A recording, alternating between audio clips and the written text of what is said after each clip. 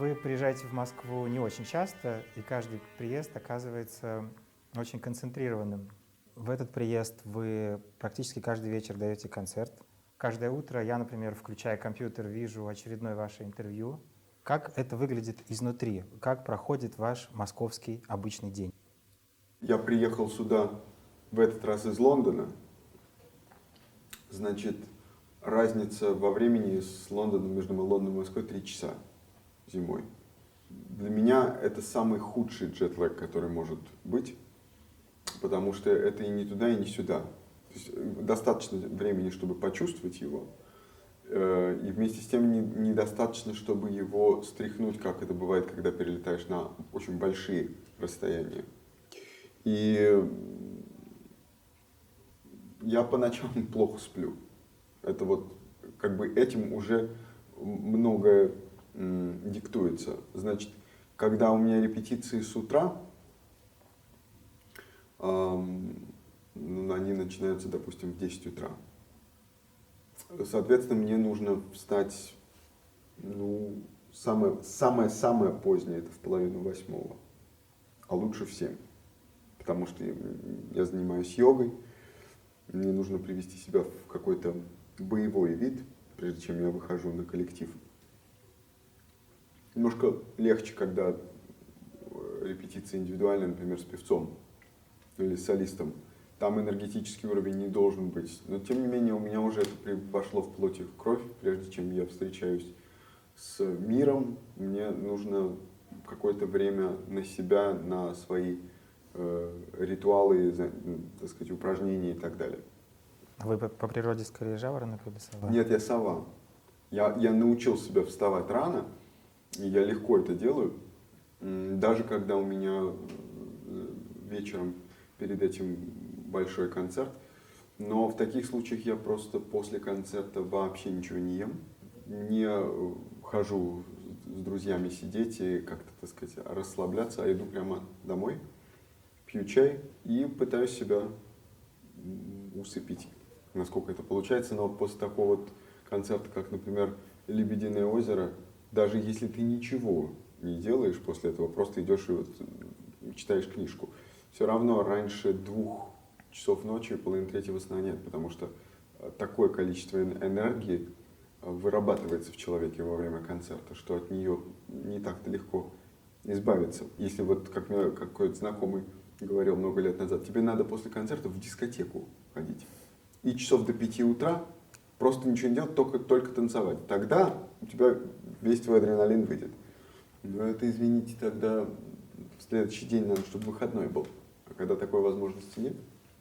И дальше уже в зависимости от ситуации, если репетиции неподалеку, например, здесь в консерватории, и между ними есть больше, чем час зазора, то я даже успеваю днем на 15 минут прилечь, и это недосып ночной очень хорошо нейтрализует.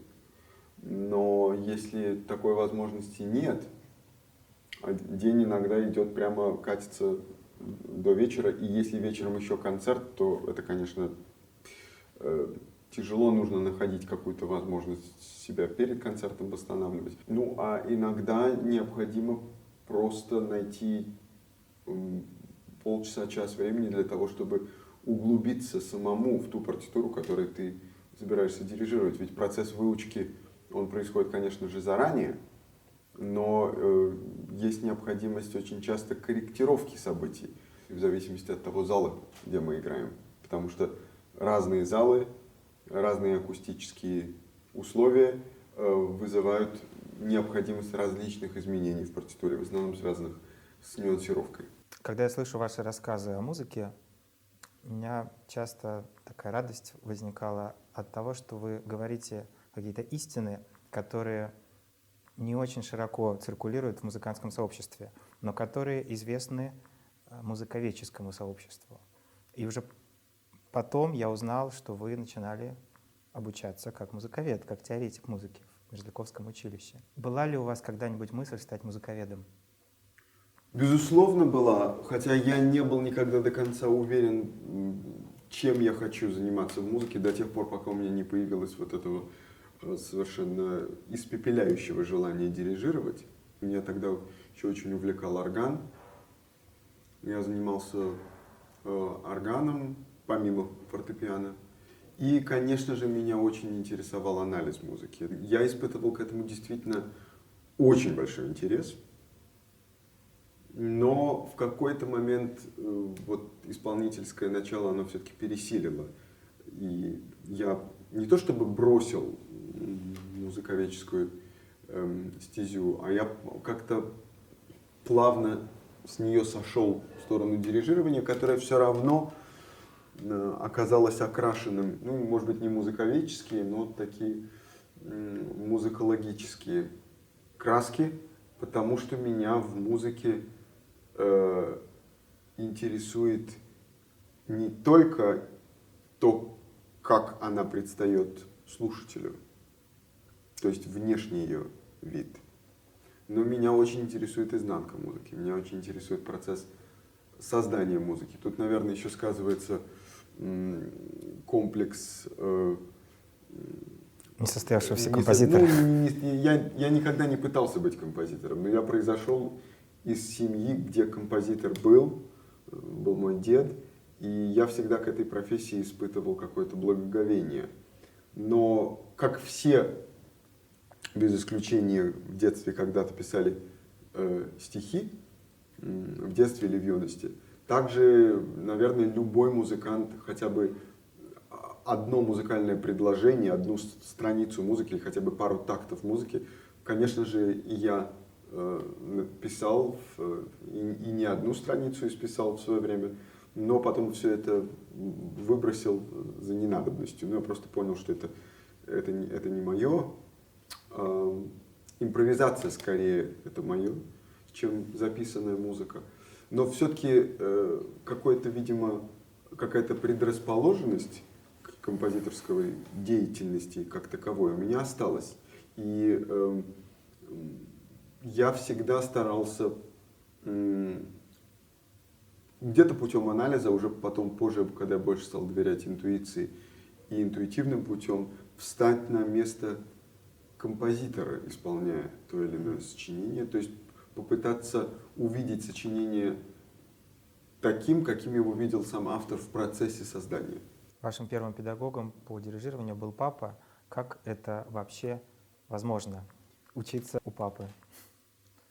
Учиться у своего отца нелегко, потому что уроки обычно происходят между кухней и обеденным столом. Иногда у нас уроки происходили еще в такой совсем экзотической обстановке на рыбалке. Потому что отец мой был страстным рыболовом, и меня, по крайней мере, на какой-то период приучил к этой деятельности. Я с удовольствием с ним ездил на рыбалку, пока был подростком. И мы просто общались. В основном все, чему я научился у отца, произошло за счет общения с ним и за счет наблюдения за его деятельностью. Он дал мне всего несколько уроков. Самый первый свой урок я получил от него. Это было страшно, по крайней мере для меня. Ну, потому что он меня поставил в комнате, вот так вот перед собой. Дал мне, правда, заранее сочинение, которое я должен был выучить наизусть. Сунул мне в руки палку и сказал: ну давай.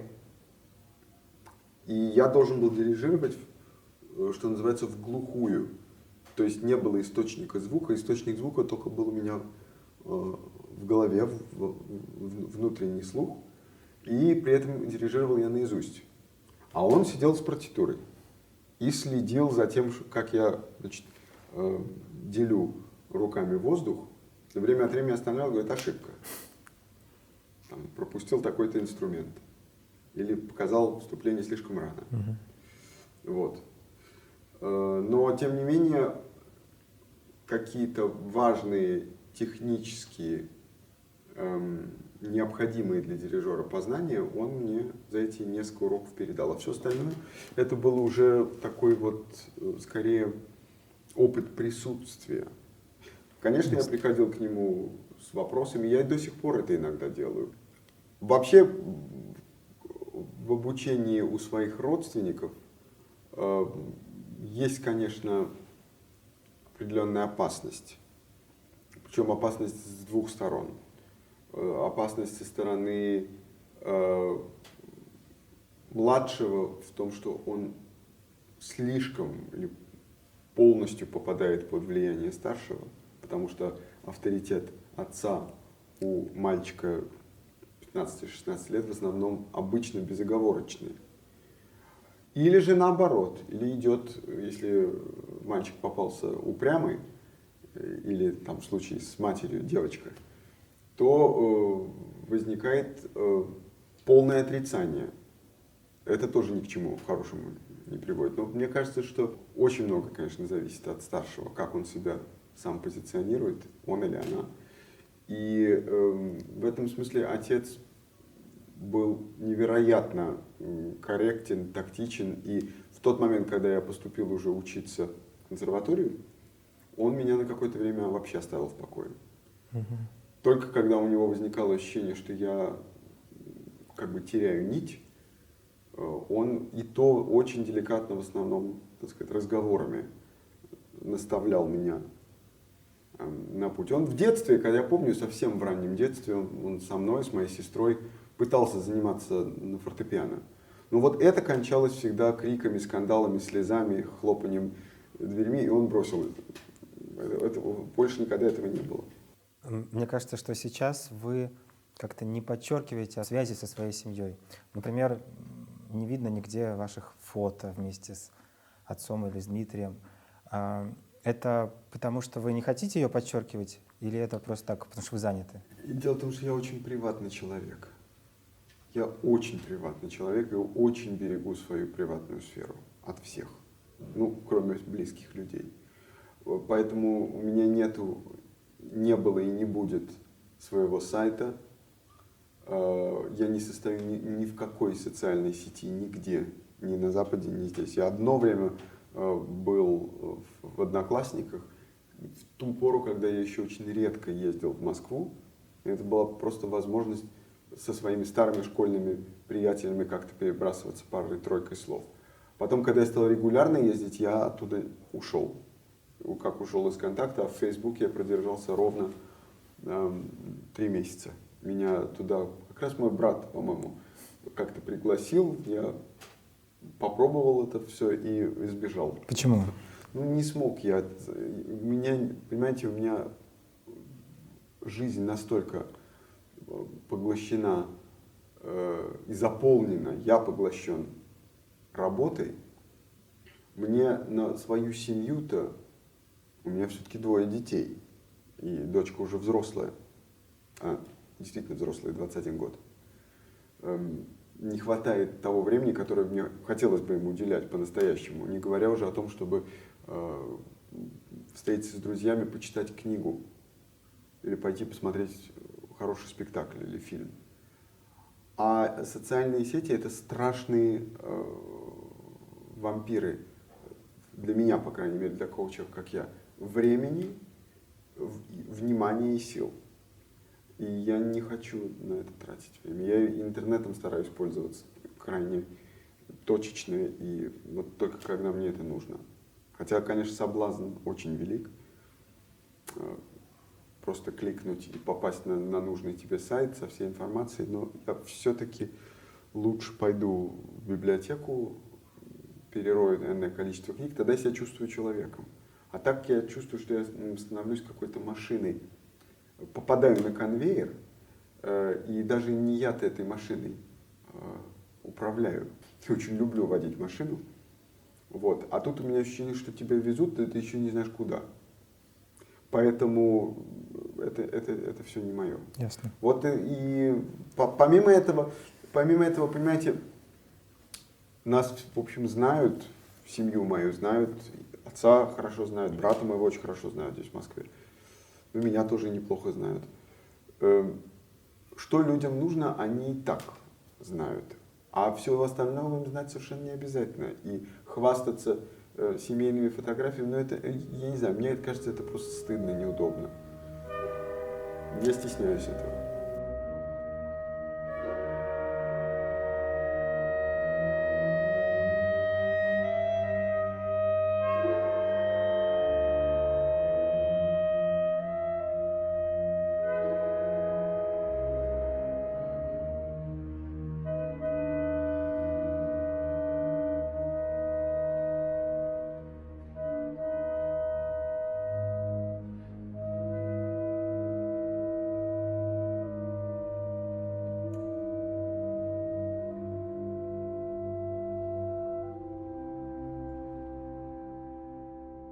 Вы говорили, что в 28 лет вы пережили микрокризис среднего возраста. Это, да, получается, 2000 год, миллениум как Да. раз. Расскажите, что это был за кризис? Ну, это вам совершенно неинтересно знать. Я только скажу, что я с тех пор начал заниматься йогой. И по сей день я ею занимаюсь вот уже 17-й год. То есть это был не музыкальный какой-то кризис, а Нет, человеческий? человеческий. Обычный человеческий кризис человека, у которого очень рано все сложилось. На самом деле ничего такого сверхординарного. Я уже сейчас смотрю назад, все-таки прошло уже почти 20 лет. Ну, это было необходимо на тот момент. Слава богу, что оно прошло вот так и закончилось. Потом были другие кризисы, будут еще. Пишут, что момент славы у вас наступил, когда Юрий Хатуевич Семирканов не смог поехать на гастроли, и вы его заменили. Было такое? Было. Это, собственно, мой дебют с лондонским оркестром 15 декабря 2001 года. Вообще столько историй про то, как человек становится знаменит именно когда кто-то заболел или не смог. В общем, меня это наводит на грустные мысли. Получается, что это же признак какой-то болезни, уже не человеческой, а общественной, если молодой талант может пробиться только тогда, когда кто-то старый не смог продирижировать. Есть такое? Ну, я в этом вижу, вы знаете, я в этом вижу естественную смену поколений. Вспомните 15-летнего капитана Жюль Верна, там похожая история. Это естественно, что молодых с самого начала не замечают, а в такой профессии, как дирижирование, молодым мало еще есть что сказать. Они, может быть, многое могут, но еще мало что знают и мало что умеют. Мы учимся в этой профессии прямо во время деятельности. И Караян же говорил, что дирижирование такая же профессия, как такое же ремесло, как все остальные, только что ему учатся 20 лет. Потому что с момента первого контакта с оркестром, который у молодого дирижера, если он не Вилли Ферреро, происходит где-то лет 18, до момента освоения профессии проходит обычно где-то около 20 лет. Но это нормально. Если вы посчитаете количество часов, которые молодой пианист или молодой скрипач проводит со своим инструментом, заниматься на котором они начинают года в 4, самое позднее в 6, к тому моменту, когда к ним приходит слава, то выйдет приблизительно то же количество часов, что у молодого дирижера с оркестром.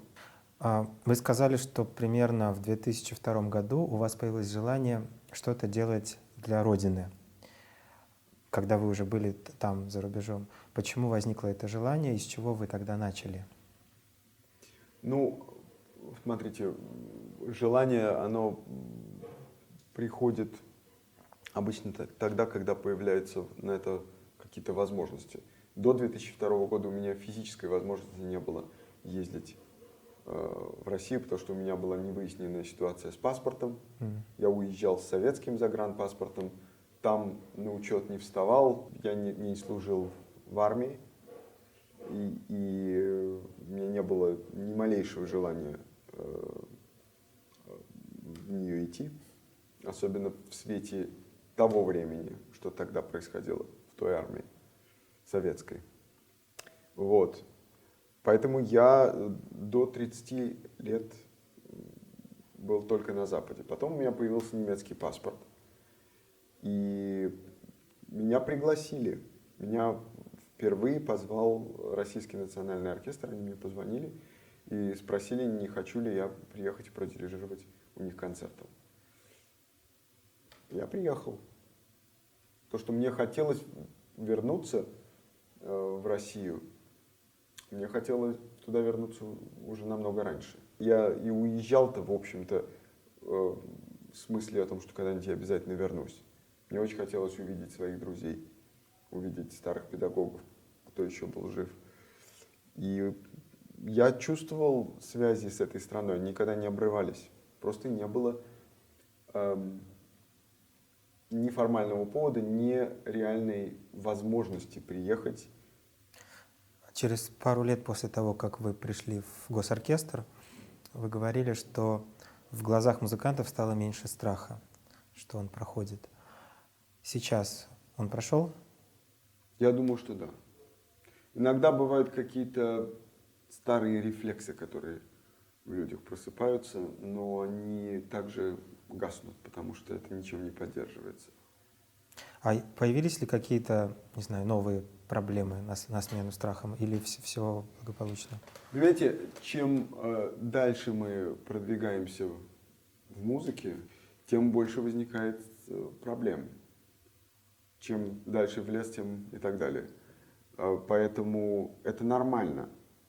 Но музыканты стали по-другому играть, они стали по-другому, как мне кажется, по-другому слушать музыку, по-другому слышать себя и своих коллег. Я не так много имею возможности слышать оркестр с другими дирижерами.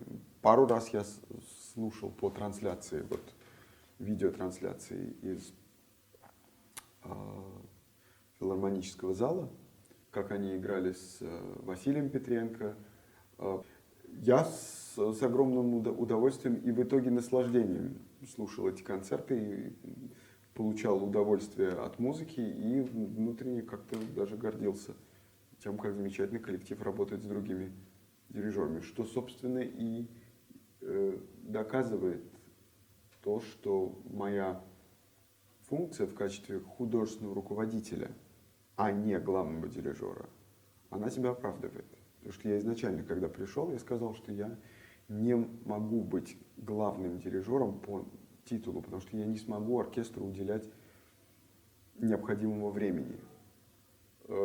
Поэтому с министром культуры Авдеевым был подписан договор со мной, по-моему, первый за историю российских оркестров, только на позицию художественного руководителя, без функции главного дирижера и без директорских функций, потому что обычно художественный руководитель совмещает в себе творческие и административные функции. Я потребовал, чтобы они их изначально поделили. У нас как раз предыдущее интервью было с Василием Петренко. Он говорил, что у вас естественным образом распределяется репертуар. Вы берете одно, другое. Но все-таки странно немножко, когда есть главные приглашенные дирижеры, но нету главного дирижера. У вас есть стремление как бы к Венскому филармоническому приблизить? И специального задачи такой я не ставил, конечно. И главное, что это физически невозможно. Там оркестр возник изначально как содружество единомышленников, людей, которые все уже состояли на работе в государственной организации, в Венской государственной опере. И из недр этой оперы родился не придворный, а самостоятельный филармонический оркестр.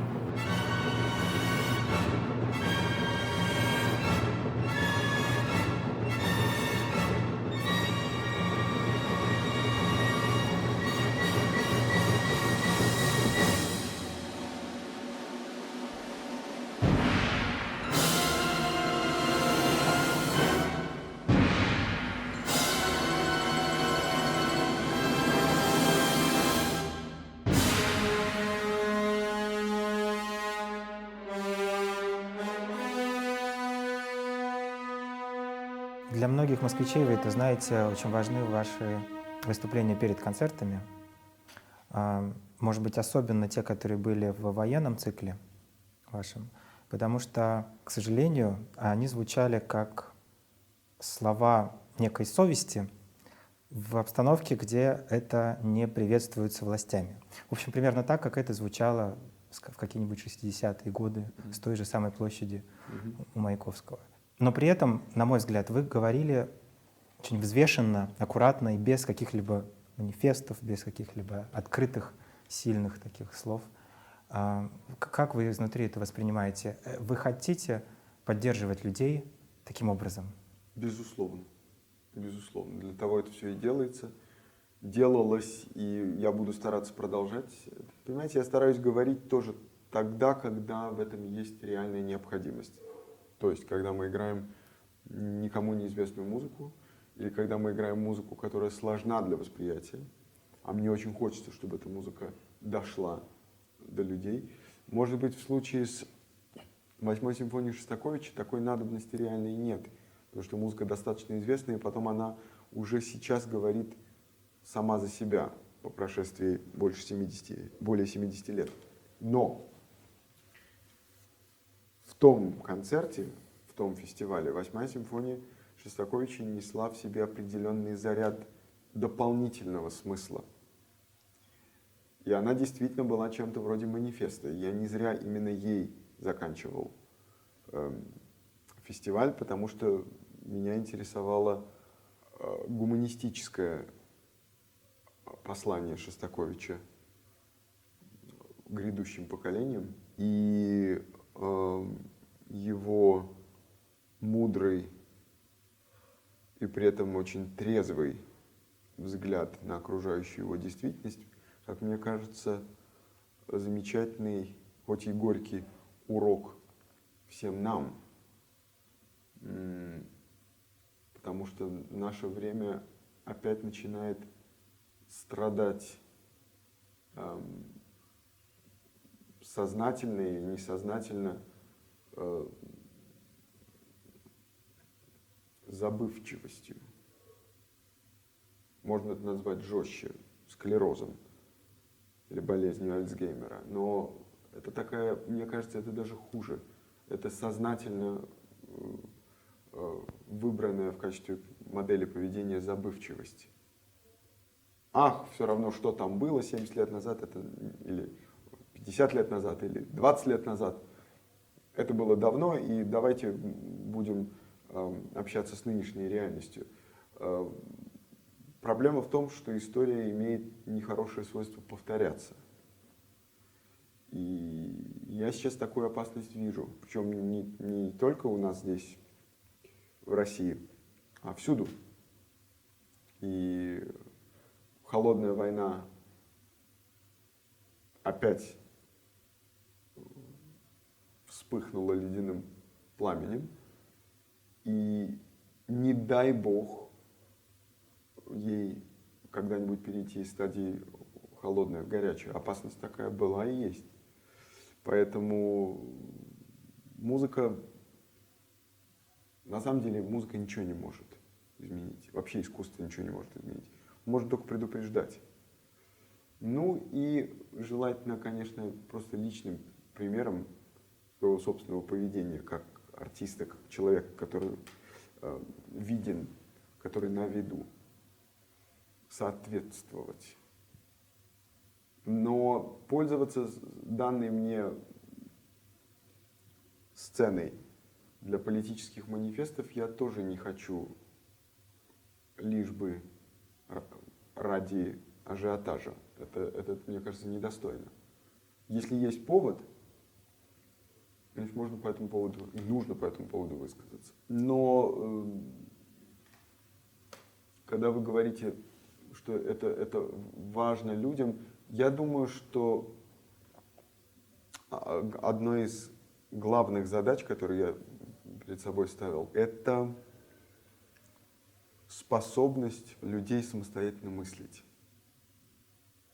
Не давать себя зомбировать никому и ничему, никаким средством массовой информации, пропаганды, любым. Думать своей головой и чувствовать своим сердцем, и слушать своими ушами. Это трудно, но это намного интереснее. Владимир Михайлович, хочу вас спросить про йогу. Мне кажется, что вы, примерно как князь Владимир, ваш тезка, как бы пробовали, выбирали. Вы где-то сказали, что ищете свою церковь. А почему вы вот в плане духовной практики выбрали именно йогу? Так случилось. Я специально ничего не выбирал, она сама ко мне пришла. А вы сразу почувствовали, что это ваше? Да, абсолютно. Потому что энергоканалы открылись, и тело почувствовало себя в зоне узнаваемого комфорта, как будто я всегда этим занимался. Угу. Я не стал идти по этому пути как бы по-настоящему, как, наверное, следовало бы. Но тогда мне пришлось бы бросить, что называется, мирскую жизнь. Думаю, что я мог бы, но я не хочу. У меня есть своя планида, и я ее выбрал в свое время, и я по ней иду. Но это мне очень сильное подспорье. Я просто чувствую это. Вот вы говорили, что даже во время концертов иногда можете войти в состояние медитации. Ну да, это когда я не слишком занят организационными проблемами, музыкально-организационными проблемами. Но я точно знаю, что я благодаря йоге и благодаря прививаемой йогой способности к концентрации внимания, я научился уже сейчас управлять музыкальным временем, не реальным, конечно, временем, а психологическим временем, сенсацией, ощущением времени.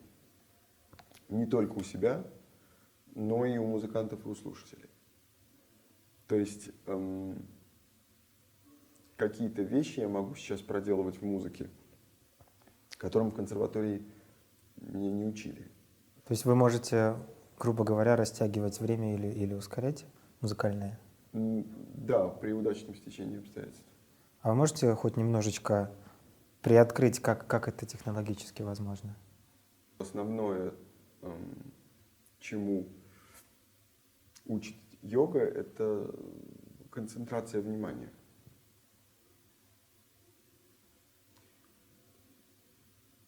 Пожалуй, вот все. И еще умение отключить вот этот вот белый шум бесконечного потока мыслей. Мгм. Но йога – это одна из форм медитативной практики, а их масса. Самое простое и известное – это молитва. Но это для религиозных людей, для тех, кто адепт той или иной религии, кто может и умеет молиться. Это тоже очень сильная форма. Медитация, любые формы медитации, активные, пассивные. Да вообще любая деятельность, понимаете, есть люди, которые ни во что не верят и даже не задумываются на эту тему, но они просто регулярно работают в саду, возятся с растениями. Это тоже форма духовной практики.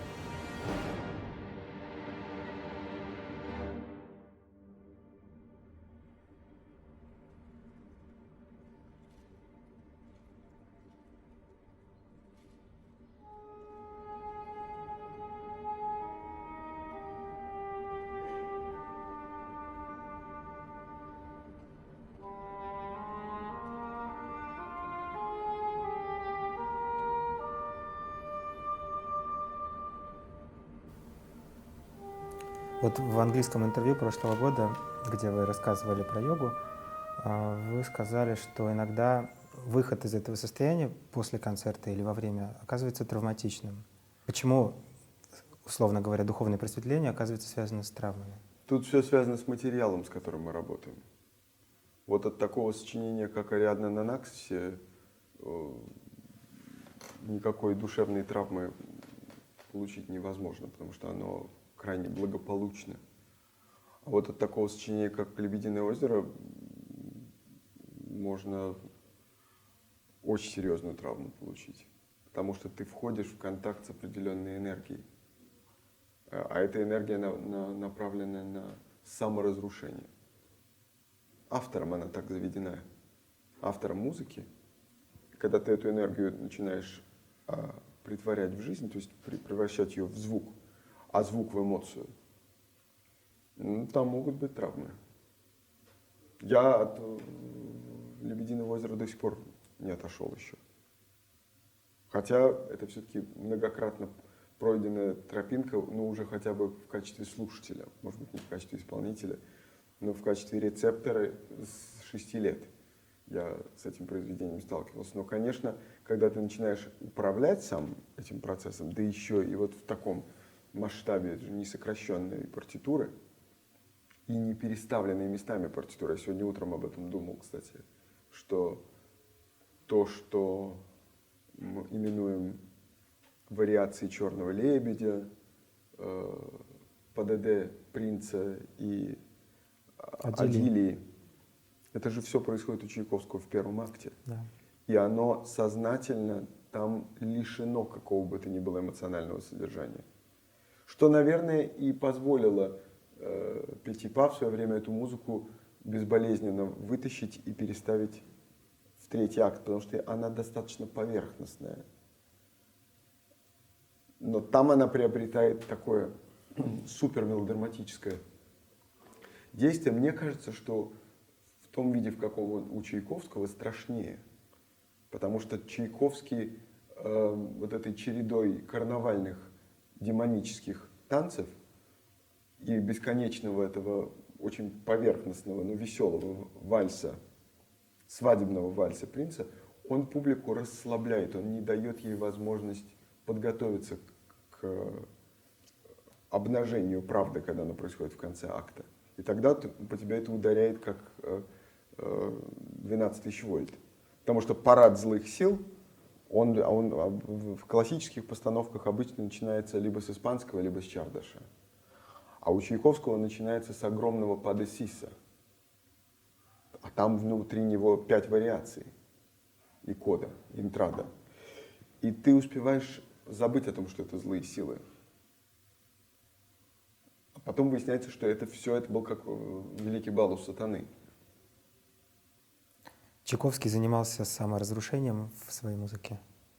Он жил, вся жизнь его была процессом саморазрушения, постепенным. И он, так как он был романтик, он не мог себя отделить от проживаемой им действительности. То есть он был все равно в центре, его внутренние переживания становились центром его вселенной. В отличие, скажем, от Стравинского, для которого жизнь это было одно, а творчество это было другое. А Шостакович тоже такого типа автор? Да, он романтик. И саморазрушитель? И саморазрушитель, безусловно. Его дирижировать в этом смысле тоже тяжело? Скажем так, не полезно для здоровья. Тяжело. Он помогает, конечно, потому что у него в его распоряжении больше рычагов воздействия. Почему вот к его музыке относился очень скептически Николай Яковлевич Мясковский, который обожал Чайковского. Вот 8-ю симфонию Шостаковича, о которой мы сегодня говорили, Мясковский, когда его послушал в 4-ручном переложении, он был в восторге от этого сочинения. Просто в бешеном восторге и писал, не скрывая, хвалебные слова в адрес Шостаковича. Когда он его послушал в оркестрованном варианте, он сказал, какое ужасное и безвкусное сочинение. И я понимаю, что он имел в виду. Вот эти рычаги воздействия в виде тяжелой артиллерии, меди, ударных, 2 пикколо, флейт и так далее, это то, что ему претило. Это запрещенные приемы в музыке для него были. Ниже пояса. Да. Ясно. Но Чайковский, кстати говоря, несмотря на то, что он не пользуется такой уж страшной тяжелой артиллерией, он владеет оркестром таким образом, что у него и обычный состав меди без удвоения и утроений производит такой же разрушительный эффект. И Чайковский не стесняя, при том, что он был тончайшим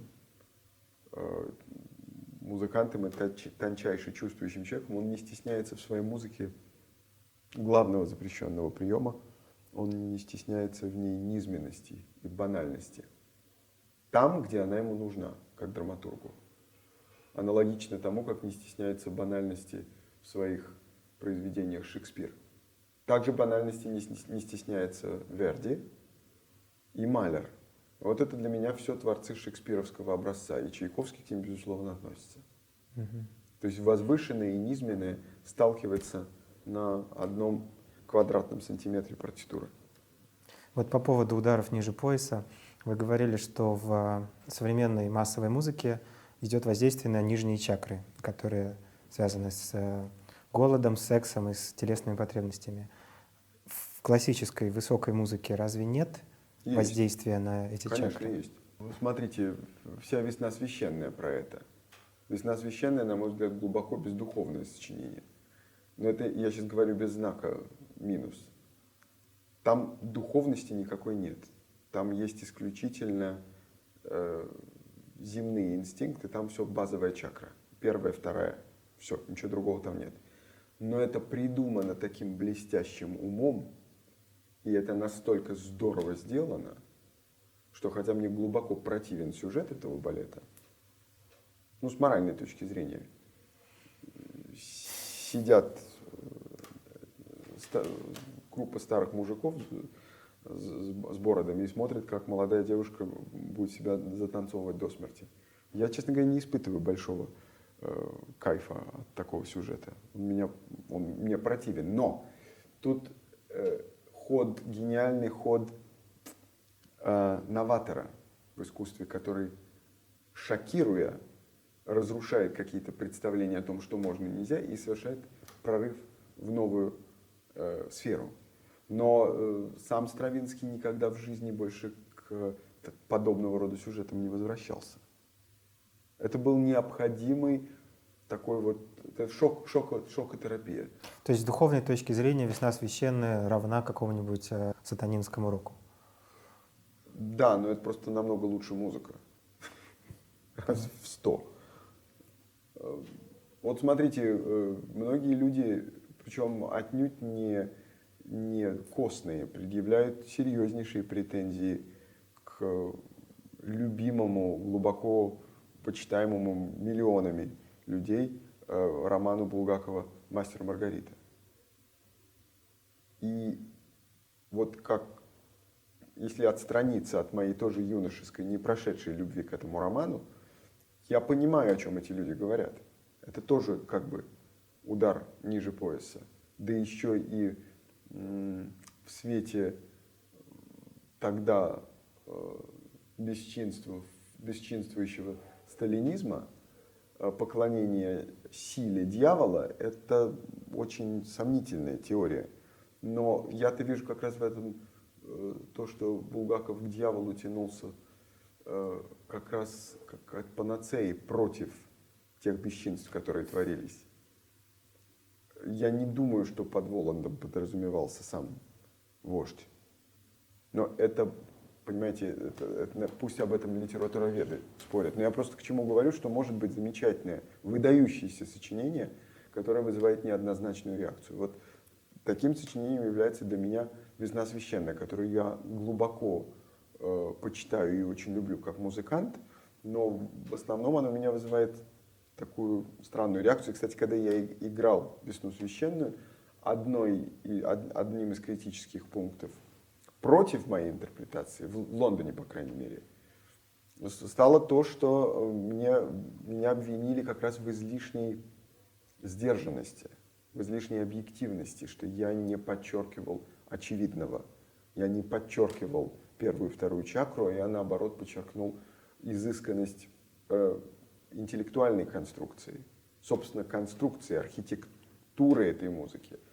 Вот еще одно такое произведение мне сейчас пришло на ум. Оно, конечно, несравнимо проще и примитивнее «Весны», но прекрасное сочинение, очень сомнительное с точки зрения духовно-эмоционального. «Болеро» Равеля. Так. Ну, это что? Это гимн машинам, гимн бездушию. Музыка-то Лично мне абсолютно кажется, бездушная. что это гимн сексу. Ну, если так, то я согласен. В смысле, тогда пусть существует, потому что против секса я ничего не имею. Я знаю, кстати, что многие люди занимаются, даже говорили об этом в интервью, что они занимаются любовью под... Но мне, опять же, как музыканту, и немножко как человеку, кажется, несколько однообразно. В себе вы когда-нибудь чувствовали демоническое начало? Ну да. Если не хотите комментировать больше, то пусть будет так. Ну, я думаю, что оно в каждом человеке есть. Просто вопрос дальше, что с ним делать. У нас всех живет и ангел, и демон.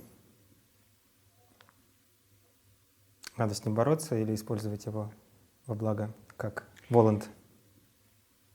Я часть лишь силы той, что без числа, творит добро всему, желая зла. Это Гёте. Булгаков предпослал эту фразу в качестве эпиграфа к мастеру. В искусстве, я сейчас не про жизнь говорю исключительно, про искусство. В искусстве совсем без дьявола было бы скучно. Но одним дьяволом можно как раз к нему лапой угодить. Поэтому нужен баланс.